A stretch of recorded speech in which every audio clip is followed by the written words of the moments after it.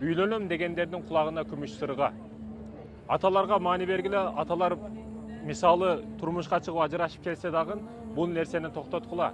Кеңешиш керек. Турмушка эгер кызыңар чыга элек болсо мажбурлап беришке эч кимдин акысы жок. Ал менен сураш керек, уруксат алыш керек. Тийбеймин десе бербеш керек. Бүгүн лабыз берип койдум, ода берип койгонмун, сөз берип койгонмун, анын байлыгы бар, бийлиги бар. Андай мындай деп ар кандай маселелерди ортого коюп, арзыбаган дүйнө матактарын ортого коюп, кызын берип салып, бактысыз болуп, кайра түймөгүн көтөрүп келип калат да үйгө. Аталар өзүңөр күнөөкөрсүңөр буга, өзүңөр себепчисиңер. Анан сен кызым мындайсың, андайсың деп эл караган жүзүмдү жер караттың деп кызын кайра күнөөлөгөн учурлар болот да.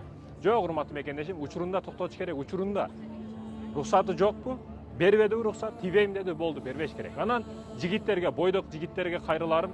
Бойдок жигиттер, силер кыз издеп атканда мына сулуу болуш керек, красавица болуш керек, атамды айтканды кылыш керек, апамды айтканды кылыш керек, мага ишеничтүү болуш керек, мага кыянат кылбаш керек, мындай деп шарттарды миллион кылып коесуңар. А эмне үчүн кыздар красавчик болуш керек, жигит, бар жогунан топ келишкен болуш керек, бизнесмен болуш керек, бай болуш керек деп издебеш керек.